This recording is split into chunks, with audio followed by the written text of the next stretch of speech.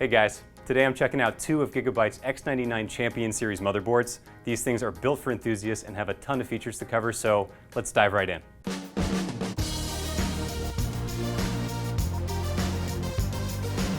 Over here we've got the X99 SLI, and then over here we've got the X99 SoC Champion. Let's take a look at the Intel X99 chipset, which is built for enthusiasts because it allows for more intense gaming, graphics, memory, all that good stuff. And this supports processors 5th generation Intel up to Core i7. Onto the RAM. These support DDR4 XMP memory. Over here on the SLI, you can get clock speeds up to 3,333 megahertz a second. And then over here on the SoC Champion, you get up to 3,400 megahertz a second. These have a genuine all-digital power design with components by International Rectifier. That includes their 4th gen PWM controllers and a 3rd gen power stage. Also, you get server-level chokes and DuraBlack capacitors rated for up to 10K hours.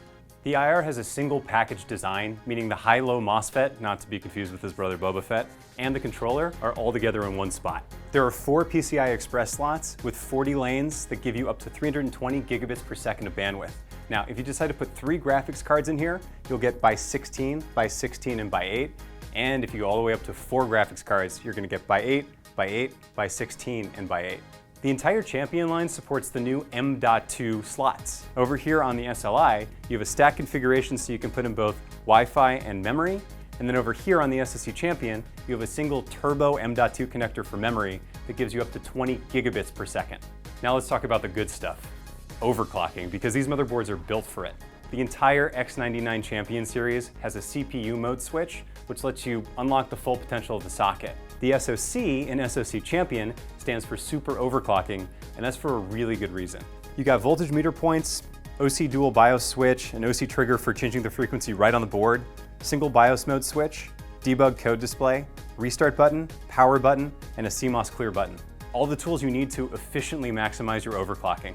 Now, if you look up in the corner of these motherboards, you'll see a dedicated audio section, and this is so that you reduce interference with other components that you have plugged into the motherboard. And it's bordered by an audio guard that has these integrated programmable ambient LEDs. The audio itself uses amp-up audio technology and high-end capacitors. You connect into this with 8-channel HD audio ports.